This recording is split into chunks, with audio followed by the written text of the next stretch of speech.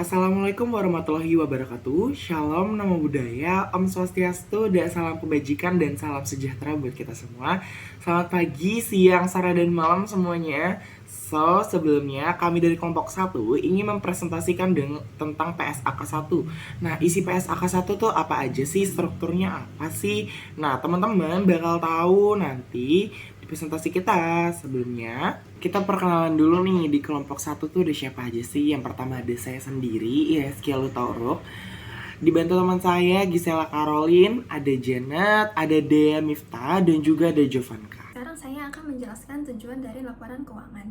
Nah, tujuan laporan keuangan adalah memberikan informasi mengenai posisi keuangan, kinerja keuangan, dan arus kas entitas yang bermanfaat bagi sebagian besar kalangan pengguna laporan dalam pembuatan keputusan ekonomi. Laporan keuangan juga menunjukkan hasil pertanggungjawaban manajemen atas penggunaan sumber daya yang dipercayakan kepada mereka.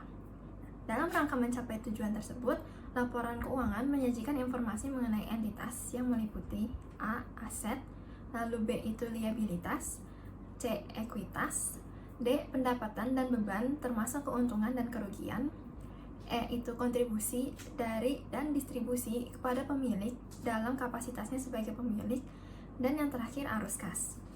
Informasi tersebut beserta informasi lainnya yang terdapat dalam catatan atas laporan keuangan membantu pengguna laporan dalam memprediksi arus kas masa depan dan khususnya dalam hal waktu dan kepastian diperolehnya kas dan setara kas.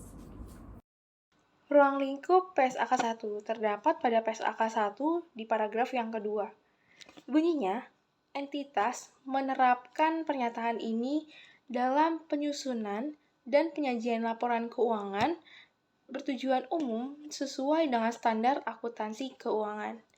Pernyataan ini tidak berlaku bagi penyusunan dan pelaporan penyajian laporan keuangan entitas syariah. Ini adalah komponen laporan keuangan. Dalam PSAK 1, komponen laporan keuangan itu terdiri dari 5. Yang pertama ada income statement, retained earnings, balance sheet, cash flow, dan notes on financial statement. Nah, income statement ini menyediakan informasi tentang penghasilan dan biaya perusahaan dalam periode waktu tertentu. Nah, dalam laporan ini menjadikan 2 hal. Yang pertama, laporan laba rugi dan laporan mengenai keuntungan komprehensif. Yang kedua, ada retained earnings. Ini adalah laporan yang menyajikan perubahan section dalam modal. Yang ketiga, ada balance sheet, yaitu informasi yang mengenai tentang aset, equity, dan liability pada satu periode tertentu. Nah, biasanya periode ini sering kita sebut sebagai periode tutup buku. Yang keempat ada cash flow, di mana cash flow ini adalah laporan yang mengenai arus kas, baik itu arus kas masuk maupun arus kas keluar. Yang terakhir ada notes on financial statement, di mana dia ini menjelaskan tentang angka-angka secara lebih detail yang tidak dijelaskan dalam laporan-laporan sebelumnya. Intinya, income statement, retained earnings, balance sheet, dan cash flow ini tidak adalah berisikan angka-angka yang tidak detail.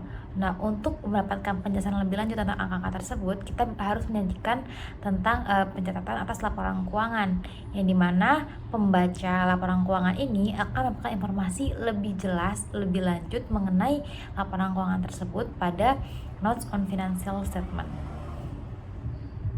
Oke, selanjutnya kita masuk ke pembahasan karakteristik umum PSAK 1. Jadi karakteristik umum yang pertama ini adalah penyajian secara wajar dan kepatuhan terhadap standar akuntansi keuangan. Penyajian secara wajar ini mensyaratkan bahwa dampak dari setiap transaksi peristiwa dan kondisi lainnya itu harus disajikan secara akurat dan sesuai dengan definisi serta kriteria yang ditetapkan dalam PSAK.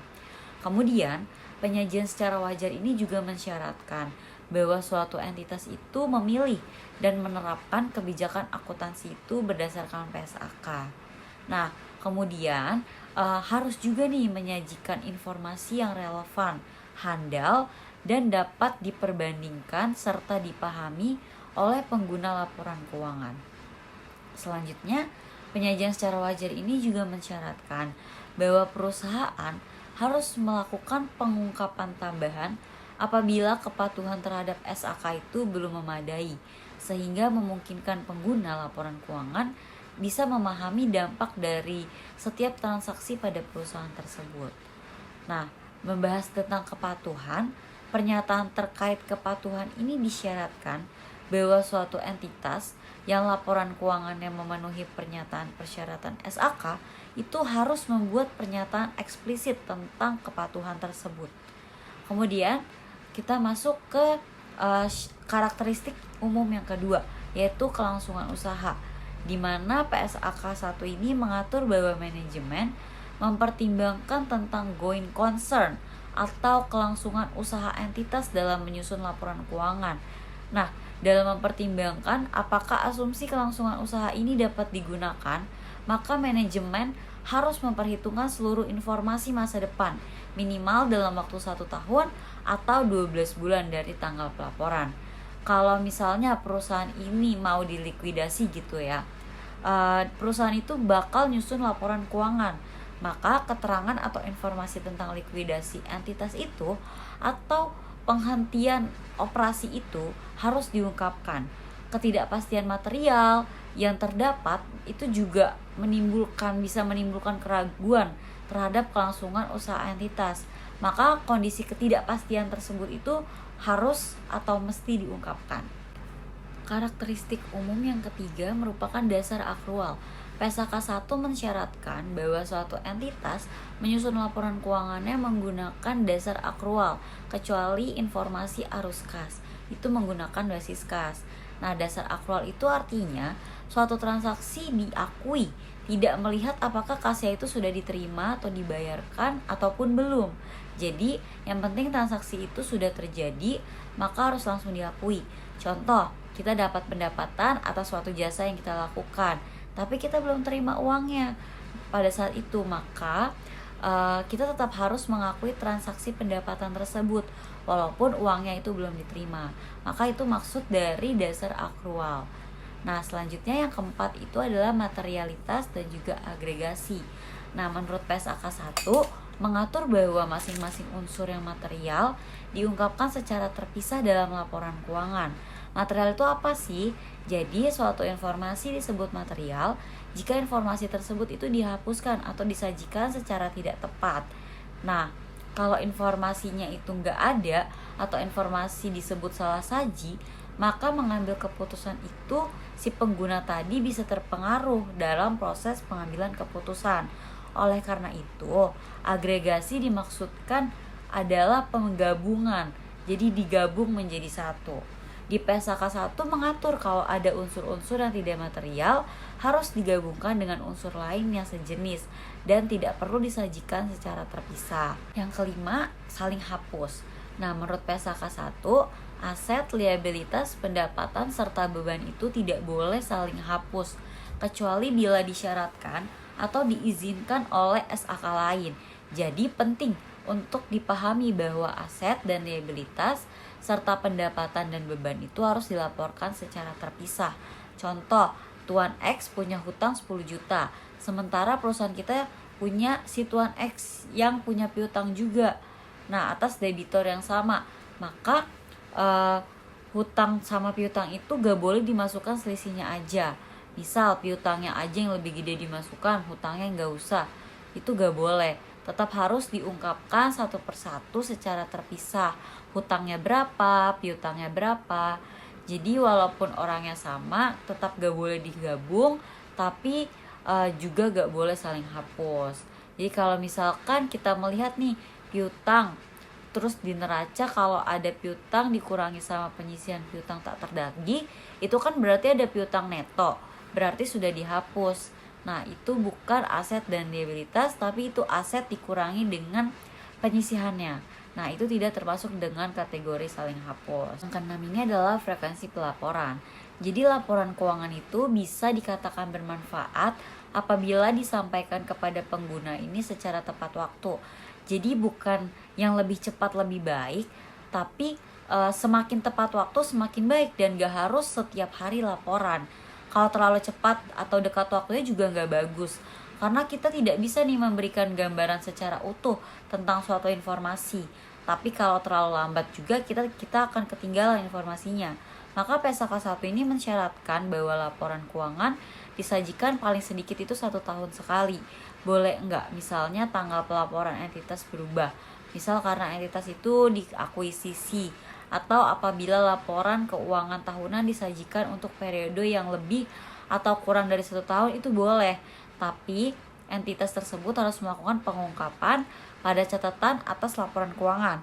Alasannya menggunakan periode yang lebih lama atau singkat dari 1 tahun kalender.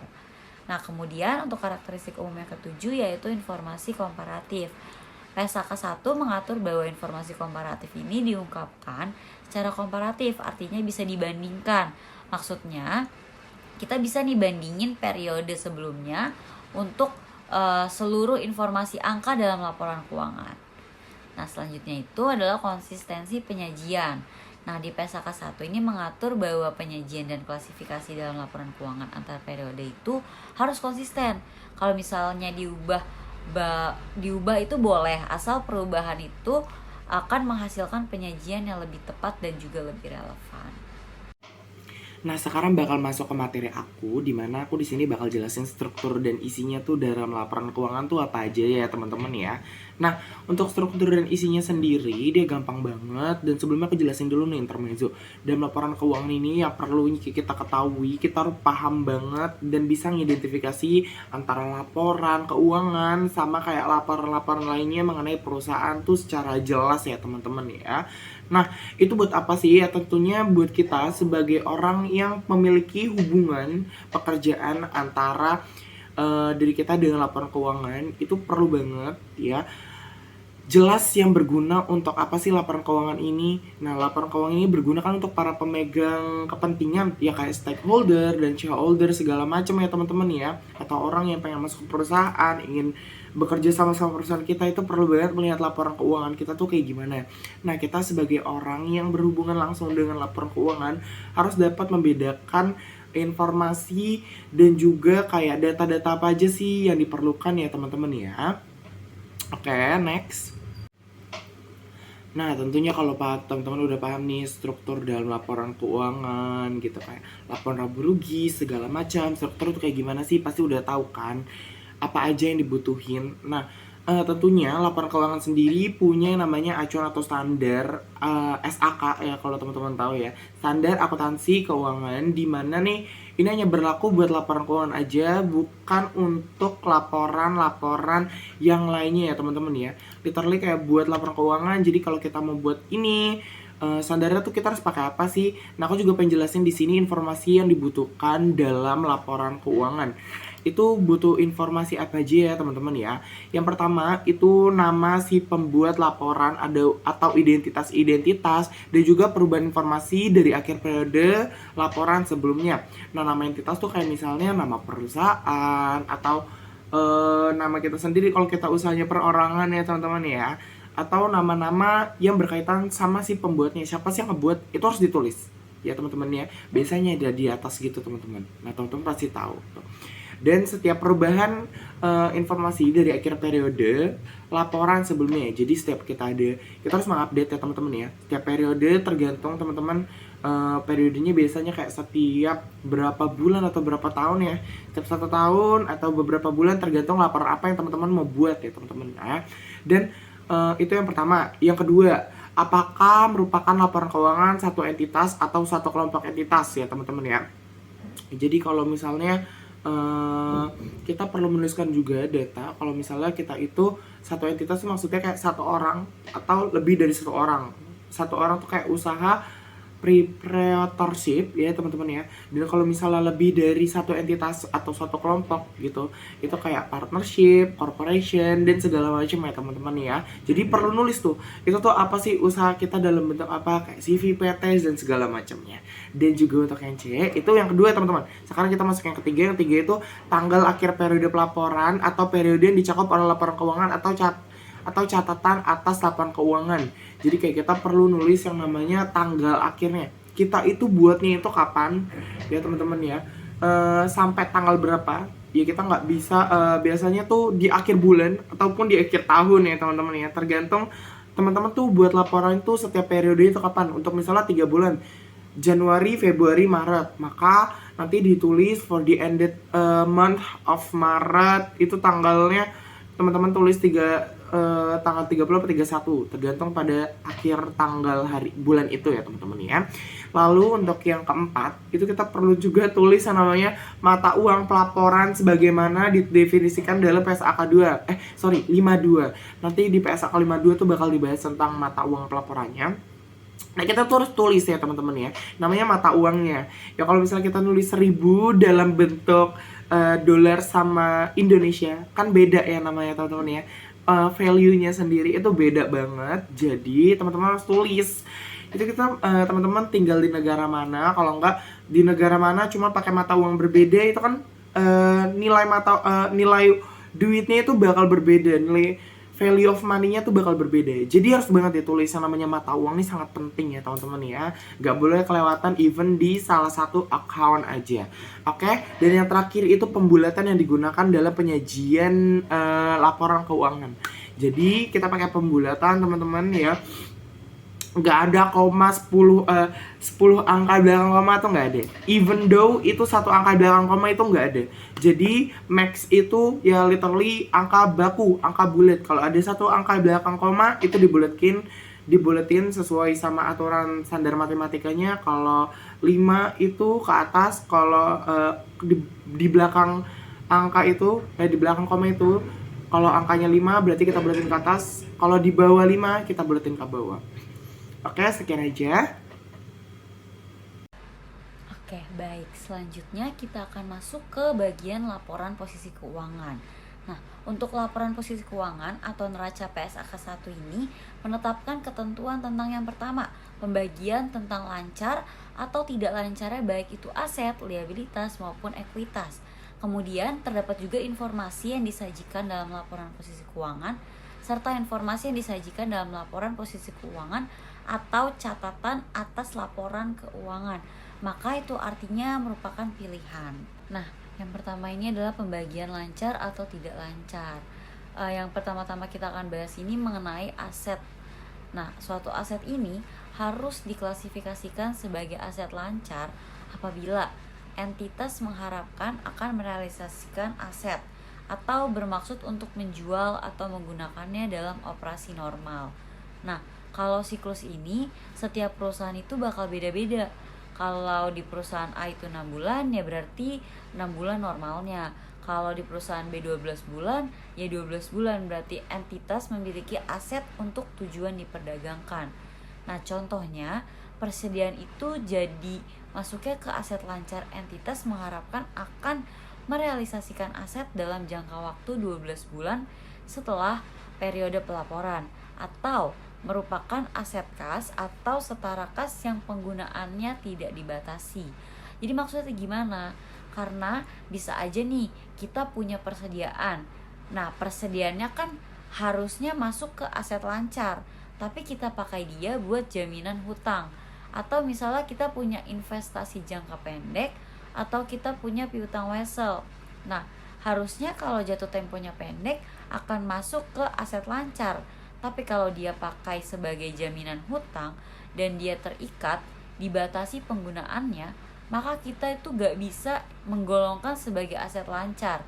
Nah, maka aset-aset yang tidak masuk penggolongan atau klasifikasi ini, maka kita golongkan otomatis ke aset yang tidak lancar, begitu. Oke, selanjutnya adalah liabilitas lancar dan liabilitas jangka panjang. Liabilitas dimasukkan ke liabilitas lancar apabila yang pertama, diperkirakan akan diselesaikan atau dilunasi dalam jangka waktu siklus operasi yang normal. Kemudian yang kedua, entitas ini memiliki liabilitas tersebut untuk tujuan diperdagangkan, seperti contohnya adalah hutang yang diperdagangkan. Kemudian yang ketiga, jatuh tempo dalam waktu 12 bulan dari tanggal pelaporan, atau entitas itu tidak memiliki hak tidak bersyarat untuk menunda penyelesaian setidaknya 12 bulan setelah tanggal pelaporan. Nah, selain kategori yang sudah disebutkan tadi, semuanya itu akan masuk ke liabilitas tidak lancar atau hutang jangka panjang. Nah, beberapa informasi yang disajikan dalam laporan posisi keuangan harus mencakup minimal pos-pos yang terpapar di slide berikut. Nah, yang pertama ada aset tetap, kemudian yang kedua ada properti investasi, ada aset tidak berwujud, kemudian ada aset keuangan, kemudian ada investasi dengan menggunakan metode ekuitas, ada aset biologik, ada persediaan, kemudian ada piutang dagang dan juga piutang lainnya, kemudian ada kas dan juga setara kas, kemudian ada total aset yang diklasifikasikan sebagai aset yang dimiliki untuk dijual dan aset yang termasuk dalam kelompok lepasan yang diklasifikasikan sebagai yang dimiliki untuk dijual. Ini sesuai dengan PSAK 58. Kemudian selanjutnya ada hutang dagang dan terhutang lainnya, ada kewajiban yang diestimasi, kemudian ada liabilitas keuangan. Ini tidak termasuk dengan jumlah yang disajikan dalam utang dagang dan juga terhutang. Kemudian ada liabilitas dan aset untuk pajak kini, sebagaimana ini didefinisikan pada PSAK 46. Kemudian ada liabilitas dan aset pajak tangguhan, sebagaimana ini juga didefinisikan di PSAK 46. Kemudian ada liabilitas yang termasuk dalam kelompok yang dilepaskan, yang diklasifikasikan sebagai yang dimiliki untuk dijual. Ini sesuai dengan PSAK 58. Kemudian ada kepentingan non pengendali, ini disajikan sebagai bagian dari ekuitas. Dan yang terakhir merupakan modal saham dan cadangan yang dapat kita diatribusikan kepada pemilik entitas induk. Selanjutnya, informasi yang disajikan dalam laporan posisi keuangan atau catatan atas laporan keuangan PSAK 1 ini mengatur bahwa suatu entitas mengungkapkan dalam laporan posisi keuangan atau CALK subklasifikasi pos-pos yang disajikan yang diklasifikasikan secara tepat sesuai dengan operasi perusahaan. Kemudian menyatakan juga nih, entitas mengungkapkan hal-hal berikut dalam laporan posisi keuangan atau laporan perubahan ekuitas atau catatan atas laporan keuangan. Yang pertama untuk setiap jenis saham, dan yang kedua itu penjelasan mengenai sifat dan juga tujuan setiap pos cadangan dalam ekuitas. Nah, jadi PSAK 1 ini secara khusus mensyaratkan khususnya untuk pengungkapan masing-masing kelas model saham. Ini tuh bisa diungkapkan dalam laporan posisi keuangan atau dalam CALK, dapat dicek juga di neraca yang ada modal sahamnya langsung didetailkan di neraca. Nah, misalnya saham-saham A, ada saham B, masing-masing berapa, kemudian di CALK itu akan lebih didetailkan lagi, tapi ada yang di neracanya hanya ditulis sebagai model, saham model gitu, ditempatkan beberapa tambahan modal di store, kemudian baru dicatat hasil laporan keuangannya. Nah, nanti itu akan diklasifikasikan berdasarkan jenis-jenis modal sahamnya. Seperti itu. Jadi perusahaan bisa milih akan melaporkan di neraca atau di CALK atau catatan atas laporan keuangan untuk setiap jenis saham dan penjelasan mengenai sifat dan juga tujuan setiap pos. Sekarang kita akan membahas tentang laporan laba rugi komprehensif lainnya. Bersama saya Jovanka dengan NIM 2021-5297 akan membahas materi ini. Jadi pertama-tama kita harus membahas dulu tentang penghasilan komprehensif lainnya. Apa sih penghasilan itu? Penghasilan itu adalah perubahan aset atau liabilitas menjadi ekuitas yang bukan berasal dari transaksi pemilik. Nah, untuk lebih selanjutnya, kita akan bahas di slide selanjutnya. Tadi kita sudah membahas tentang penghasilan komprehensif lainnya. Nah, sekarang kita akan masuk ke dalam laporannya. Laporannya itu apa sih? Tentunya laporannya adalah mencatat hasil untung atau rugi. Jadi yang tadi sudah kita bahas. Pengertian secara lengkapnya adalah gabungan dari laporan laba rugi dengan komponen ada comprehensive income atau penghasilan komprehensif lainnya. Yang sebenarnya kita tuh udah untung. Tapi untung atau rugi yang kita catat ini belum terrealisasi. Kita akan melihat contoh-contohnya. Contohnya yang pertama adalah selisih revaluasi aset tetap. Tujuannya dari revaluasi aset tetap adalah menilai kembali aset tetap perusahaan agar dapat disajikan dengan nilai real sesuai dengan nilai wajarnya. Jadi, semisal kita perusahaan, kita mempunyai aset tetap. Aset tetap ini akan dinilai, akan disesuaikan terhadap nilai pasarnya yang berubah-ubah. Sedangkan nilai yang kita punya itu tidak berubah. Oleh karena itu, kita harus menyesuaikan dan akan mendapatkan selisih dari penyesuaian tersebut, baik itu rugi atau untung. Nah, untung ini kan belum kita realisasi. Kita dapat realisasi pada saat kita menjual aset tersebut.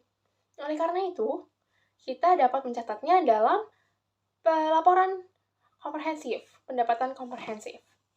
Yang kedua adalah perubahan nilai investasi available for sale. Berarti investasi yang dapat kita jual. Nah, ada dua nih kategori investasi yang dapat kita jual. Yang pertama, ada investasi berupa hutang atau obligasi dengan kategori held for collection and selling. Dan yang kedua, ada investasi saham dengan kategori dengan kepemilikan di bawah 20% non-trading, dengan kategori non-trading. Jadi dari penyesuaian terhadap nilai pasar seperti tadi, yang revaluasi aset tetap, kita akan mendapatkan selisihnya. Selisihnya ini akan kita catat ke dalam laporan penghasilan komprehensif. Kalau misalkan rugi dan kalau misalkan untung. Dan akan direalisasi pada saat terjual pula. Dan yang ketiga adalah dampak translasi laporan keuangan. Metode translasi laporan keuangan ini adalah metode menjabarkan laporan keuangan dari mata uang fungsional ke mata uang asing. Penjabaran metode ini menggunakan kurs fungsional kepada mata uang asing, kepada kurs mata uang asing. Penjabaran metode ini juga menghasilkan selisih yang timbul. Nah, selisih yang timbul ini akan kita masukkan ke dalam penghasilan komprehensif lain.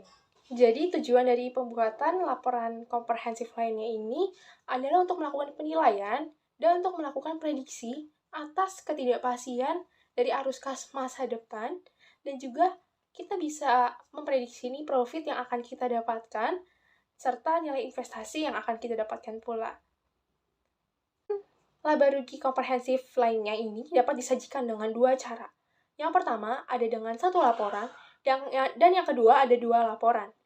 Nah, satu laporan ini maksudnya adalah laporan laba rugi keuangan akan digabung dengan laporan laba rugi komprehensif lainnya. Jadi, komponen dari penghasilan komprehensif lainnya ini akan ditaruh di paling bawah. Sedangkan untuk dua laporan akan dipisah, laporan laba rugi keuangan dan laporan laba rugi komprehensif lainnya. Jika dipisah, maka entitas perlu menuliskan kembali judul kop laporannya, mulai dari nama perusahaan, nama laporannya, dan kemudian periodenya beserta dengan pos-posnya. Nah, ada juga syarat-syarat nih, minimum line item dalam laporan komprehensif lainnya ini. Apa aja kita akan bahas di slide selanjutnya.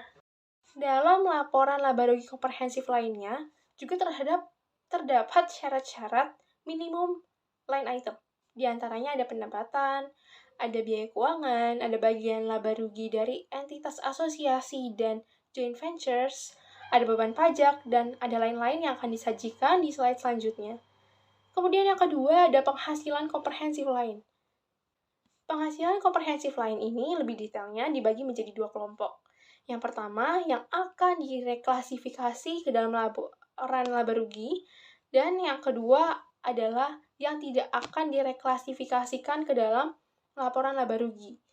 Jadi penghasilan komprehensif yang akan terreklasifikasikan ke dalam laba rugi ini adalah pendapatan atau kerugian yang kita catat sebagai penghasilan komprehensif atau other comprehensive income itu pada periode selanjutnya akan direalisasikan ke dalam laporan laba rugi. Nah, kenapa itu akan direalisasikan? Karena ada pengaruhnya kepada kinerja keuangan entitas. Contoh-contoh transaksinya, yang pertama adalah laba atau rugi dari penjualan aset tetap. Jadi, kita jika mempunyai aset tetap, akan menyesuaikannya pada nilai pasarnya pada saat ini. Kemudian, untuk selisih rugi atau untungnya akan kita catat sebagai penghasilan atau rugi komprehensif. Selanjutnya, jika aset tetap itu berhasil terjual, maka untung atau rugi itu akan kita realisasikan dan akan masuk ke dalam laporan laba rugi. Itu contoh yang pertama. Yang kedua ada selisih kurs valuta asing. Sama, kasusnya seperti dari laporan laba rugi penjualan aset tetap. Bedanya ini kita berinvestasi pada kurs mata uang valuta asing. Jika kita menjualnya, maka laba atau ruginya itu akan kita realisasikan ke dalam laporan laba rugi. Sedangkan jika masih kita simpan, maka selisihnya itu masih kita anggap sebagai penghasilan komprehensif, untung atau rugi yang belum direalisasi. Dan yang terakhir ada cash flow hedge. Ini merupakan upaya dari entitas untuk mengurangi risiko adanya perubahan nilai tukar atau risiko fluktuasi harga komoditas di masa depannya. Jadi, laporan laba rugi komprehensif ini juga menyediakan informasi yang demikian secara lengkap untuk digunakan kepada investor dan kreditor.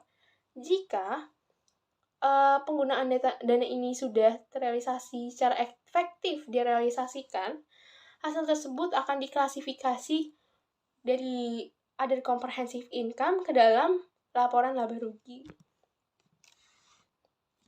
Yang kedua adalah kelompok yang penghasilan komprehensifnya ini tidak akan direklasifikasikan ke dalam laporan laba rugi. Nah, jadi pendapatan komprehensifnya ini tidak akan ditulis ulang kembali ke dalam laporan laba ruginya dalam periode tertentu. Contoh transaksinya ini, yang pertama ada perubahan nilai wajar investasi untuk dipegang untuk jangka waktu tertentu. Misalkan obligasi yang kita pegang ini nggak mau kita jual.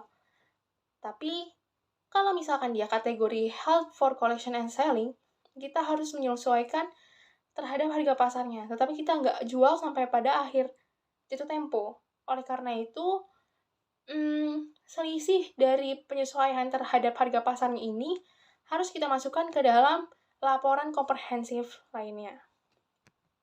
Yang kedua ada penyesuaian terhadap manfaat pensiun. Nah, penyesuaiannya ini ada penyesuaian terhadap perubahan estimasi, ada pengukuran kembali aktuarial, kemudian ada atau pengaruh atas batas sumber daya ekonomi ini juga akan dimasukkan ke dalam OCI. Informasi apa saja yang akan disajikan dalam laporan laba rugi komprehensif lainnya terdapat di paragraf 95. Sebenarnya sudah kita bahas dari tadi, tetapi kali ini akan lebih mendetail dan lebih banyak. Yang pertama ada penurunan nilai persediaan menjadi nilai realisasi neto atau penurunan nilai aset tetap yang menjadi jumlah yang dapat dipulihkan kembali. Jika ada aset tetap kita yang akan disesuaikan dengan nilai pasar dan mengalami penurunan, maka akan dicatat ke dalam laporan komprehensif atau other comprehensive income dan suatu waktu dapat dipulihkan kembali seiring dengan berjalannya periode tentang harga pasar yang meningkat. Yang kedua ada restrukturisasi atas aktivitas-aktivitas suatu entitas dan untuk setiap liabilitas diestimasi atas biaya restrukturisasi. Jadi, aktivitas restrukturisasi ini tidak dapat kita langsung tulis dalam laporan laba rugi jika kita mengalami untung atau jika kita mengalami rugi. Jadi kita harus mencatatnya terlebih dahulu pada laporan laba rugi komprehensif lainnya. Karena aktivitas dari restrukturisasi ini sangat signifikan terhadap struktur bisnisnya. Nah, contoh-contohnya ini ada penghapusan unit untuk bisnis yang tidak menguntungkan, ada pengurangan staf, kemudian ada perubahan lokasi atau metode produksi, atau restrukturisasi hutang dari kewajiban keuangan lainnya. Gitu. Yang ketiga ada pelepasan aset tetap yang tadi kita sudah bahas. Kemudian ada pelepasan investasi yang akan disesuaikan dulu dengan nilai wajarnya. Kemudian ada operasi yang dihentikan, kita akan mengalami untung atau rugi untuk operasi yang dihentikan, dan keuntungan atau ruginya itu akan kita masukkan ke dalam other comprehensive income. Kemudian ada penyelesaian litigasi. Perubahan nilai wajar yang terkait dengan penyelesaian litigasi ini akan diakumulasi, kemudian akan dicatat dalam other comprehensive income. Dan yang ketujuh adalah pembalikan liabilitas di estimasi lain. Jadi nilai liabilitas yang dilaporkan harus disesuaikan untuk mencerminkan perusahaan tersebut. Dan pembalikan liabilitas ini diestimasi juga dapat mempengaruhi laba atau rugi perusahaan pada periode berjalan masa depan. Tapi sebelumnya akan dicatat dulu ke dalam other comprehensive income. Kemudian ada minimum line item dari laporan laba rugi komprehensif lainnya, yaitu persyarat setidak-tidaknya ada komponen seperti berikut. Yang pertama ada pendapatan, yang kedua ada biaya keuangan, yang ketiga ada bagian laba rugi dari entitas asosiasi dan joint ventures yang dicatat dengan metode ekuitas, kemudian ada beban pajak, kemudian ada suatu jumlah tunggal yang mencakup total dari yang pertama, laba rugi setelah pajak dari operasi yang dihentikan, dan keuntungan atau kerugian setelah pajak yang diakui dengan pengukuran nilai wajar yang dikurangi biaya untuk menjual atau dari pelepasan aset atau kelompok yang dilepaskan. Kemudian ada laba rugi dan setiap komponen dari pendapatan komprehensif lain yang diklasifikasikan sesuai dengan sifat, selain dalam huruf H yang ini. Bagian pendapatan komprehensif lain dari entitas, asosiasi, dan joint ventures yang dicatat dengan menggunakan metode ekuitas, yaitu pendapatan komprehensif lain. Dan yang terakhir ada total laba rugi komprehensif. Kemudian ada klasifikasi beban. Nah, klasifikasi beban dalam laporan komprehensif lainnya ini untuk apa sih?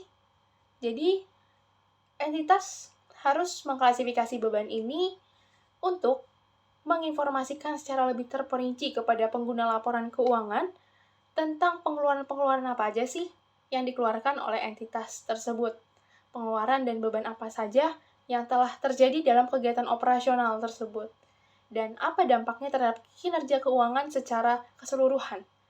Nah, kalau misalkan mau diperinci satu persatu, gunanya kita mengklasifikasikan beban, itu yang pertama adalah untuk analisis biaya dan pengeluaran. Jadi, agar pengguna laporan keuangan itu tahu apa saja pengeluaran yang kita lakukan dalam kegiatan operasional kita. Mungkin saja, kalau misalkan beban ini diklasifikasikan berdasarkan jenis biayanya, maka contohnya perusahaan pasti mengeluarkan biaya tenaga kerja, biaya bahan baku, biaya overhead, biaya pemasaran, dan sebagainya. Ini membantu entitas dalam mengidentifikasi dan menganalisis faktor-faktor yang mempengaruhi kinerja keuangan entitas. Bukan saja entitas, tetapi pengguna laporan keuangan sangat memerlukan informasi ini. Kemudian, yang kedua adalah evaluasi efisiensi dan efektivitas. Jadi, ini sangat berguna untuk entitas. Entitas ini akan mengetahui apa saja yang sudah efektif dan apa saja yang perlu ditingkatkan atau bahkan harus dihilangkan. Nah, misalkan beban tenaga kerja dipisahkan dari beban-beban lainnya. Si manajemen ini bisa menganalisis apakah tenaga kerjanya ini sudah berjalan dengan efektif atau belum. Sudah digunakan sumber keuangan ini dengan baik atau belum. Gitu. Jadi bisa menganalisis, bisa mengambil tindakan yang tepat. Dan yang ketiga ada pembanding dengan industri dan pesaing. Dan yang keempat ada pengambil keputusan. Jadi klasifikasi beban yang baik itu sangat membantu manajemen untuk mengambil keputusan yang berhubungan dengan pengendalian biaya, alokasi sumber daya, dan perancangan keuangan. Misalkan, jika entitas mengalami tekanan biaya yang sangat tinggi, nah, apa nih yang harus dilakukan oleh manajemen? Apakah dia harus menekan biaya beban A, atau harus mengoptimalkan beban B, dan sebagainya. Klasifikasi beban dalam laporan keuangan komprehensif ini ada 2, yaitu ada berdasarkan metode sifat beban dan ada metode fungsi beban. Kalau metode sifat beban ini, dia tidak serumit dengan metode fungsi beban, karena tidak ada pengalokasian beban fungsi. Jadi bisa kita lihat formatnya seperti ini. Dan sedangkan untuk klasifikasi beban, kita akan klasifikasi beban menurut metode fungsi beban akan kita lihat di slide selanjutnya.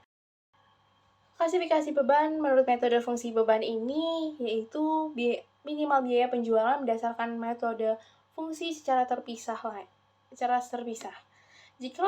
Jika klasifikasi berdasarkan fungsi, maka harus mengungkapkan informasi tambahan tentang sifat-sifat beban, termasuk beban penyusutan, amortisasi, dan imbalan kerja. Dan formatnya kita bisa lihat seperti ini. Jika metode sifat beban ini lebih berguna jika informasi ini dibutuhkan adalah tentang jenis-jenis biaya yang dikeluarkan oleh entitas seperti biaya bahan baku, biaya tenaga kerja langsung, dan biaya overhead. Metode ini dapat membantu entitas dalam memahami komponen biaya yang paling signifikan dan yang mana yang mungkin dapat dioptimalkan untuk meningkatkan efisiensi operasional.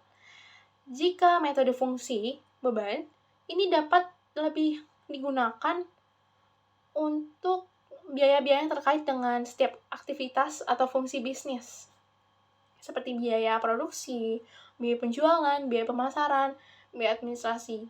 Metode ini membantu entitas dalam memahami seberapa banyak biaya yang dikeluarkan untuk setiap aktivitas atau fungsi yang dapat membantu dalam mengambil keputusan strategis untuk meningkatkan efisiensi dan mengoptimalkan biaya.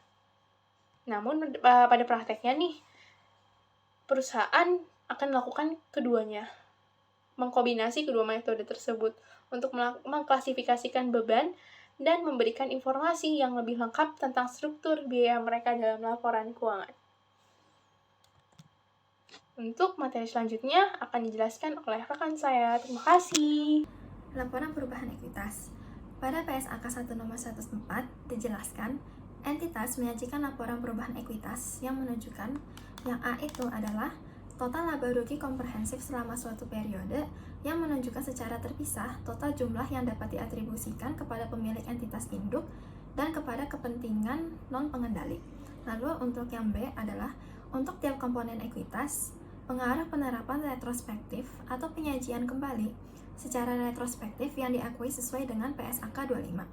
Lalu untuk yang C, untuk setiap komponen ekuitas, rekonsiliasi antara jumlah tercatat pada awal dan akhir periode secara terpisah mengungkapkan masing-masing perubahan yang timbul dari yang pertama itu laba rugi, lalu yang kedua adalah masing-masing pos pendapatan komprehensif lain, dan yang ketiga adalah transaksi dengan pemilik dalam kapasitasnya sebagai pemilik yang menunjukkan secara terpisah kontribusi dari pemilik dan distribusi kepada pemilik dan perubahan hak kepemilikan pada entitas anak yang tidak menyebabkan hilang pengendalian. Lalu selanjutnya, pada nomor 105, entitas menyajikan baik dalam laporan perubahan ekuitas atau dalam catatan atas laporan keuangan, jumlah dividen yang diakui sebagai distribusi kepada pemilik selama periode, dan nilai dividen per saham. Selanjutnya, pada paragraf 106 yang berisi pada paragraf 104, komponen ekuitas termasuk misalnya masing-masing jenis modal disetor, saldo akumulasi dari masing-masing jenis pendapatan komprehensif lain, dan saldo laba. Lalu pada paragraf 107 yang berisi perubahan ekuitas entitas di antara awal dan akhir periode pelaporan mencerminkan naik turunnya aset neto entitas selama periode.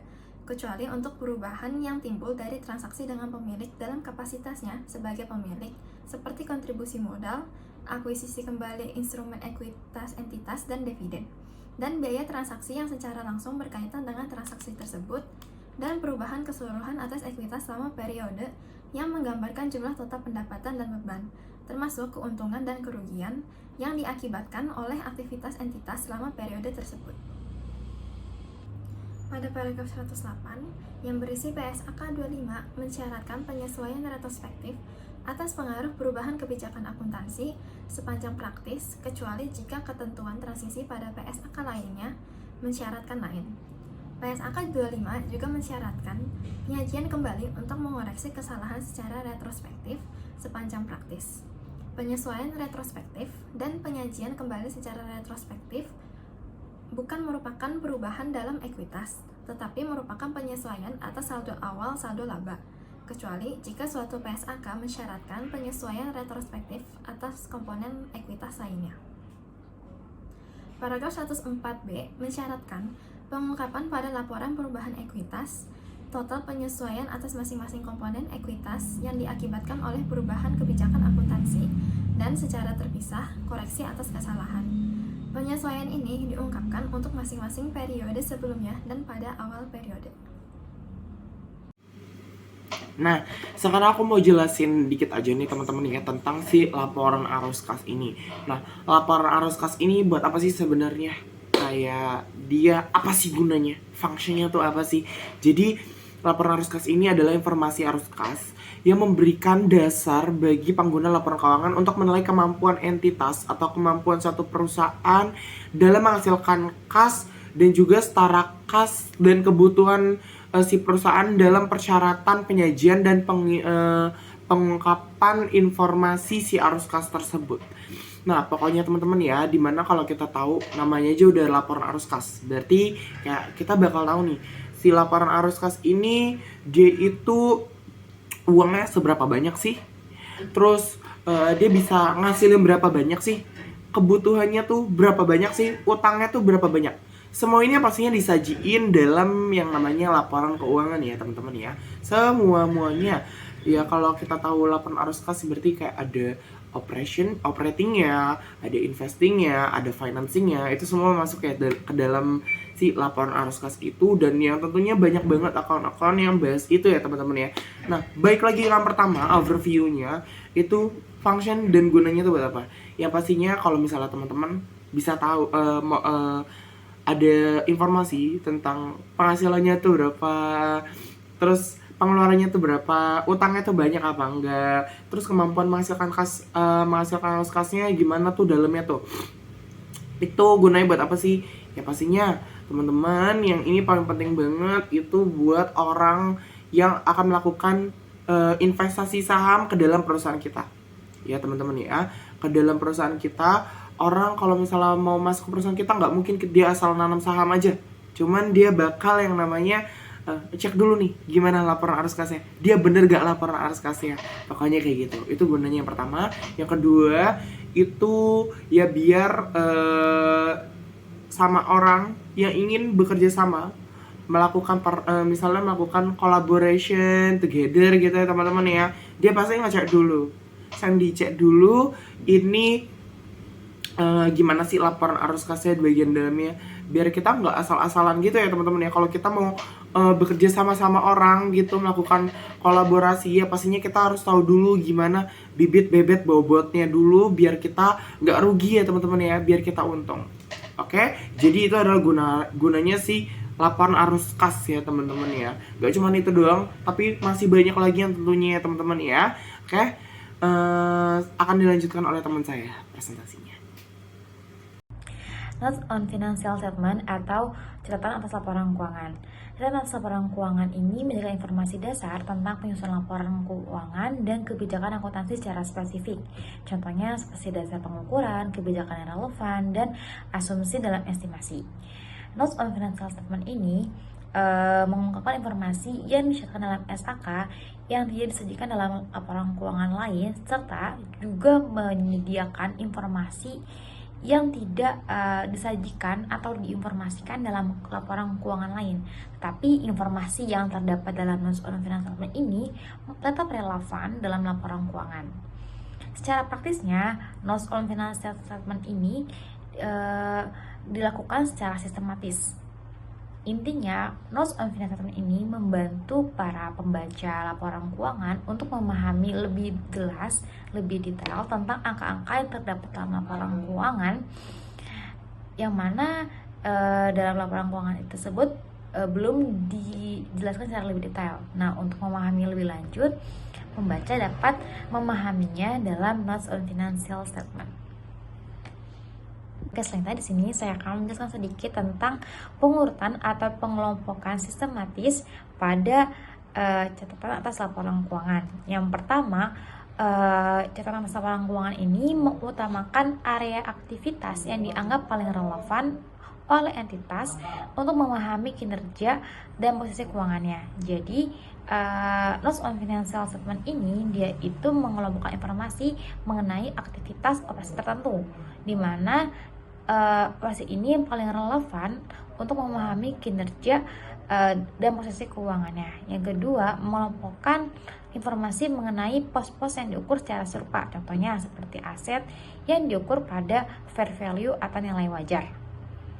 Yang ketiga, mengikuti urutan pos-pos dalam laporan laba rugi dan penghasilan komprehensif dalam laporan posisi keuangan, seperti misalnya pernyataan kepatuhan terhadap SAK, kebijakan akuntansi signifikan yang diterapkan, dan juga informasi tambahan untuk pos-pos yang disajikan dalam laporan keuangan. Selain itu, juga menginformasikan tentang pengungkapan lain, contohnya seperti pengungkapan informasi non keuangan dan liabilitas kontingensi. Sekian presentasi dari kelompok kami mengenai PSAK 1 penyajian laporan keuangan. Kiranya materi dan juga pembahasan ini dapat bermanfaat.